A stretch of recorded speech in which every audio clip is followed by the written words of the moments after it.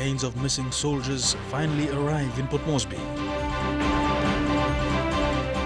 Wewak establishes District Development Authority. Walk from government, but we walk one time. And a test of strength for the PNG Boxing Team.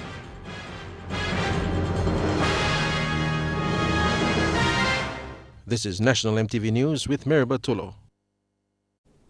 Good evening. Thanks for joining me for Sunday's news. It was a solemn homecoming for 3 of our fallen heroes today. The remains of the soldiers listed missing in action on Bougainville were accorded a true military welcome at the Papua New Guinea Defence Force Air Transport Wing. After 19 years, the remains of late Corporal Horace Marco Mino, late Private Jimmy Jula and late Private Raymond Waya has finally arrived. Their caskets were carried by their comrades from the Alpha Company 1RPIR on 22nd October 1996. These fallen heroes were listed missing in action in North Bougainville. Contact was established in 2010 with the ex-combatants to identify their remains. Forensics from the Australian Defence Force helped in identifying their bodies, which led to the recovery process. ABG President Dr. John Mommis, who escorted the remains, handed over the soldiers' barracks to the Deputy Prime Minister Leo Dion, signifying the handing over of the remains to the Papua New Guinean government. He commended the soldiers for their bravery in bringing lasting peace to Bougainville. Deputy Prime Minister Leo Dion thanked the autonomous Bougainville government for allowing the repatriation. He was full of praise for the service of these fallen heroes. The fallen soldiers will be accorded a full military funeral tomorrow at the Tarama Military Barracks. Mickey Cavera, National EMTV News. Wewak District in East Sepik Province is the first district in the country to have its own management and implementation plan for its District Development Authority, or DDA. The setup of the DDA will allow for districts and local level governments to be more effective in service delivery. The historic day for Wewak District in East Sepik Province started with traditional Sing Sing, leading the delegates into the launching of its District's Development Authority. Local MP Jim Simatab, Intergovernment Relations Vice Minister Joe Sungi, and East Sepik Governor Grand Chief Sir Michael Somare were present to witness and officiate the launching. The management and implementation plan of its DDA have made Wewak District the first district to have a plan to coordinate and monitor the flow of funds and government services. East Sepik Governor Grand Chief Sir Michael Somare said it's a huge stepping stone for Wewak District and East Sepik Province. However, he challenged the national government to be committed to all 89 districts in the country. I mean, good pala pasin, walk from government, but we walk one time. That's all. Suppose me pala long province is sing out long you, me pala like in this la, you are long this pala walk, me pala walk him, give him me pala. Wewak MP and CS Minister Jim Simatab said the management and implementation plan are focused on setting a clear direction for the DDA of Wewak District. Simatab said the plan is an assessing tool that will see services being delivered more effectively.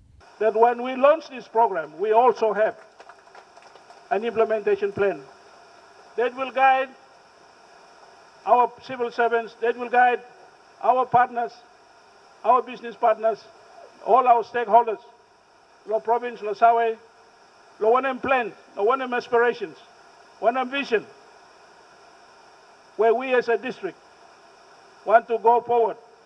Wewak District, you are all prepared. You look at District Development Plan pretty system. Now you look at the management and implementation plan with cluster. So you are well in advance. The official launch saw the district's LG presidents being sworn in as new board members of the DDA.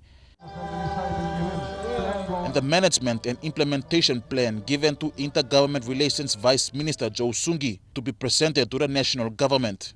Stanley Ovett Jr., National EMTV News.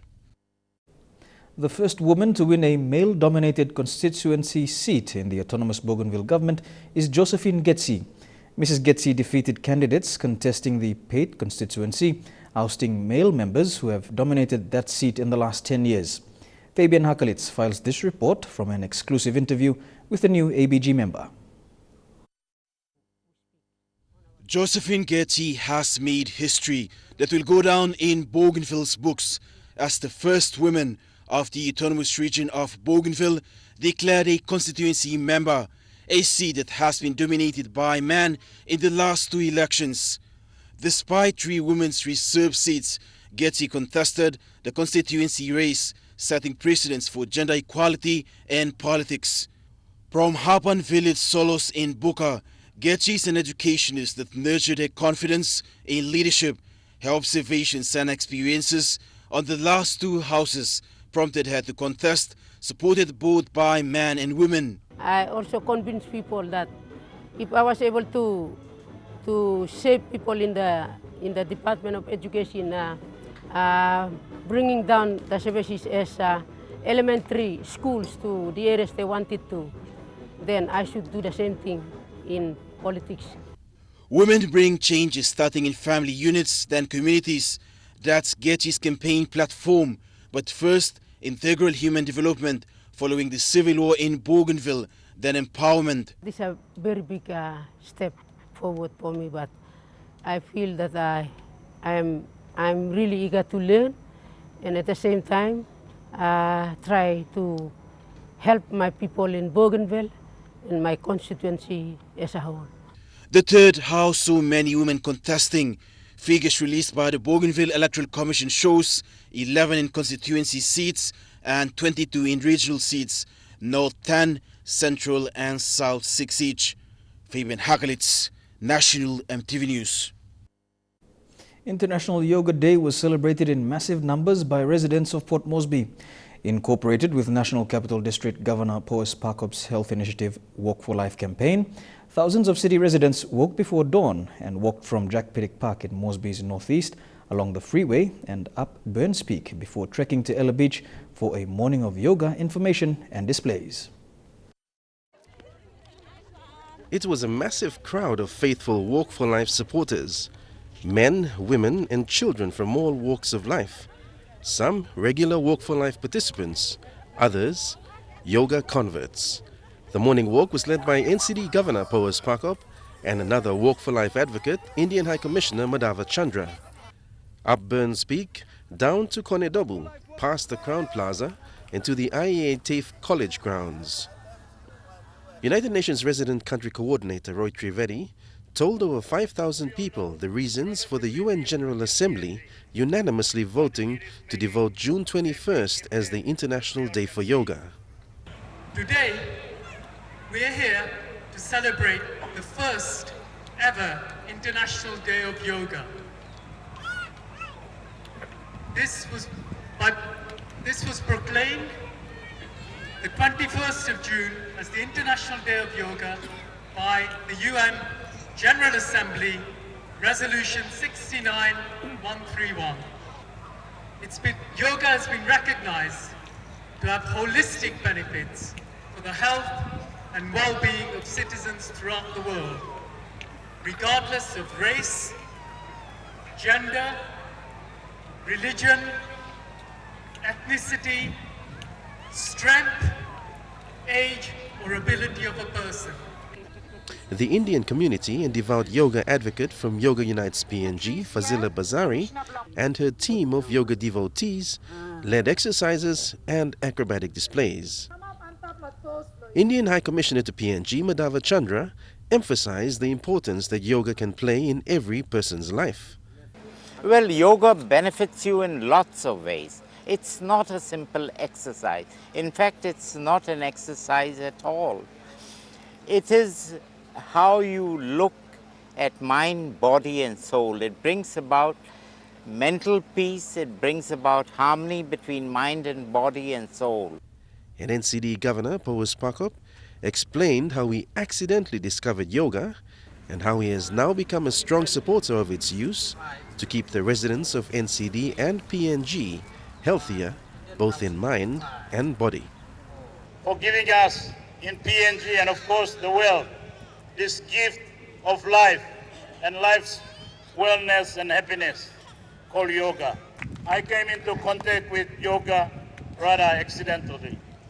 As you all know, our participants for Walk for Life, we invited Yoga Unites PNG to join us on the assumption that it's going to be a show. we didn't know that they want to take us into yoga.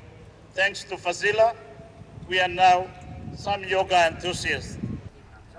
Neville Choi, National MTV News. You're watching National MTV News. More stories when we come back.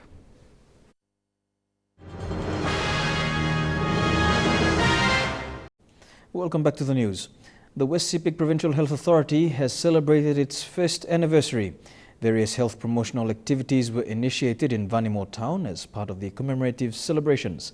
Chairman of the West Sepik Provincial Health Authority, Gerald Gubon, described the provincial health authorities as a defining reform for the health system in the country. The West Sepik Provincial Health Authority was established on the 10th of June 2014. This year, the authority marked its first anniversary by initiating over a week-long of good health activities. The events began with the cleaning of Vanimo town by all members of the hospital staff. The Health Promotion and Healthier Lifestyle Initiative was later launched. Gerald Gubon, chairman of the West Sepik Provincial Health Authority, commended the national government for introducing the provincial health authorities in several provinces in the country. Mr. Gubon, however, said there is more to be done in the rural districts where health indicators are concerning, especially when it comes to maternal mortality and child mortality, where the numbers remain high and the challenges equally daunting. The West Sepik Provincial Health Authority is now focused on changing the poor health indicators within the next 5 years. Deli Waigeno, National MTV News. The New Ireland Provincial Assembly has supported Lihir landowners in the recent dispute with Mineral Resources Authority and Newcrest Mining Limited. The Assembly condemned the actions of MRA and says Lihir issues must be addressed. New Ireland Governor Sir Julius Chan called on the mine developer and state agency to resolve the matters in a rational manner. In a meeting held, the New Ireland Provincial Assembly passed resolutions for mine developer Newcrest and Mineral Resource Authority to consider.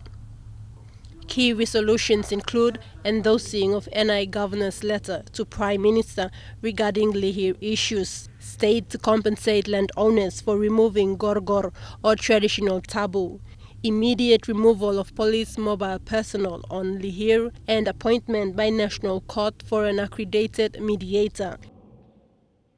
New Ireland Governor Sir Julius Chan said the gorgor placed at the mine sites has no threat, but was an invitation to allow proper dialogue to resolve concerns for resource owners.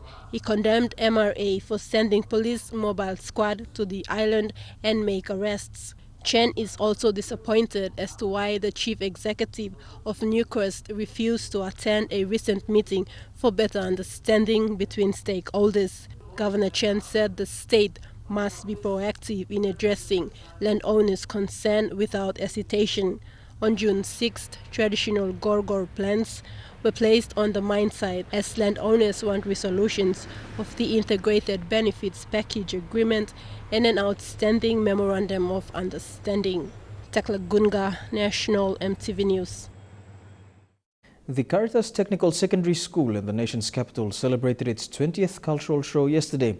Students, parents, friends and the general public converged at the school grounds to celebrate the anniversary of the annual cultural show.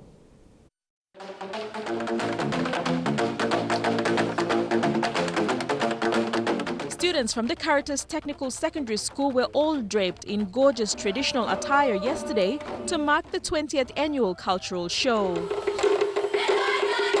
The 20th anniversary of the cultural show was themed Cultural Heritage, Our Pride.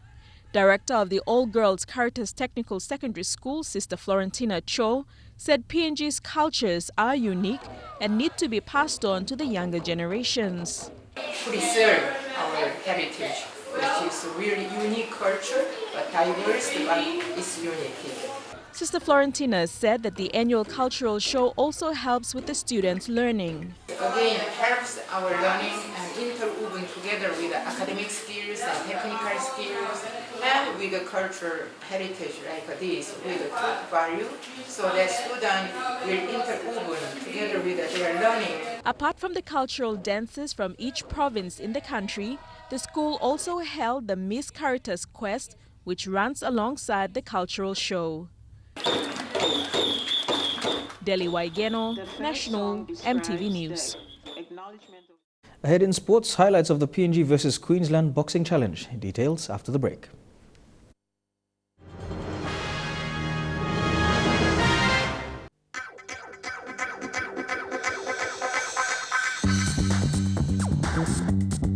Trukai Sports.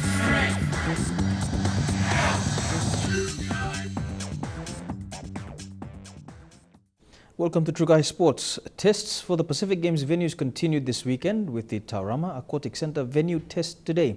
The general public was given free entry into the world-class complex to watch Team PNG athletes trial the new venue. The national volleyball, basketball, swimming, taekwondo and karate teams all took the courts, pool and floor to have a feel of the venue to be used during the games. Yeah, this facility will contain up to, we can hold up to about 3,000 people at any one time. The general public was also granted free access to have a peek of the newly built Taurama Aquatic Centre today. I think the venue is pretty good, pretty impressive, the quality of the venue, and it's very good to see a lot of people coming up to show interest, and I think it's going to be a good development for our nation as a whole, for the sporting, for our country. The Taurama Aquatic Centre has a 25-meter warm-up pool and a standard 50-meter swimming pool. The test today was also used to monitor the movement of spectators in and out of the venue, as well as the park and ride system, which will be used due to restricted parking at the Taurama Aquatic Centre. Now, as you can see, Port Moresby residents have turned out in numbers for the testing of the Taurama Aquatic Centre. Now, the first test was done last weekend at the Sir John Guy Stadium, and continuous testing will be done on various venues in the lead-up to the games. Dion Kombang, National, EMTV Sports. In round 15 of the Interest Super Cup, the SP-PNG Hunters have secured another win against Tweed Heads Seagulls 32 points to 24. This is the Hunters' 7th win in a row after coming off an impressive performance in Port Moresby last week. This now puts the Hunters in 3rd place on the ladder with 24 points, behind Ipswich Jets in 2nd place and the Townsville Blackhawks in the lead of the competition with 26 points. The fight night held yesterday at the Lamana Hotel attracted many boxing fans and followers. Last night's bouts featured fighters from Queensland, Australia, who fought the PNG national boxing team for the Pacific Games. The boxing team returned from Baguio City in Philippines after 2 months of training for the fight night. Going to be absolutely There was a total of 11 bouts last night. The first was the 49 kg division between Charlie Keama and Australia's Josh English. English is the 49 kg Queensland champ. Charlie put up a good fight, but it wasn't enough to secure a win. the blue corner, Josh English. The first fight between the ladies was in the 51 kg division, which saw PNG's Philo MacGyver take on Queensland's Sheneka Johnson. After 8 minutes of 4 rounds of exciting boxing, a split decision between the judges was made and the bout went in favour of the Queenslander. The super heavyweight fight for the night was in the 91 kg plus division between PNG's Vincent Cora in the blue corner and Australia's Justice Huni in the red corner. The heavyweights went at each other in the first 2 rounds. In the 3rd round, Justice Huni capitalized on the tired Vincent and snuck out a win. In the women's 60 kg, Rafaela Baki took on young Sky Nicholson in an entertaining frenzy. Both girls went at each other in an equally matched fight. After the final round, a split decision was made by the judges that went Sky Nicholson's way. Blue corner, Sky Nicholson. In the 75 kg, PNG's Jonathan Keama hammered his way through Clay Waterman. The bout was stopped in the 2nd round. Waterman could not continue due to injury, declaring Keama the winner. The Bougainvilleans in the PNG team, Henry Oomings and Thaddeus Katoa, also won their bouts as they put on an extremely entertaining fight against the Queenslanders. The final match, which was also the quickest bout, so the referee stopped the match in the very first round. PNG captain Tom Boga threw knockout punches at opponent Ben Bowes, resulting in minor concussions, having the ref stop the match. The blue corner, Tom Boga. The fight night turned out to be a success with Telecom PNG, Lamana and other business houses sponsoring some of the bouts. Elijah Levette, National EMTV Sports. And that wraps up our sports news. I'll be back with the weather details. Stay tuned. True Kai Sports.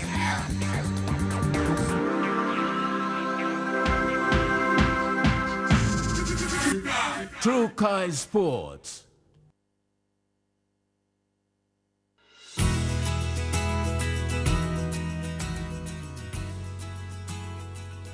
A look at the weather forecast for tonight and tomorrow in the New Guinea Islands region. Lorangao cloudy, mostly fine in Kavieng and Kimbe, fine in Kokopo and Rabaul, and mostly fine in Buka as well. And that has been the news, sports and weather for tonight. Be sure to watch EMTV World News coming up next. On behalf of the EMTV News team, pleasant viewing. Good night.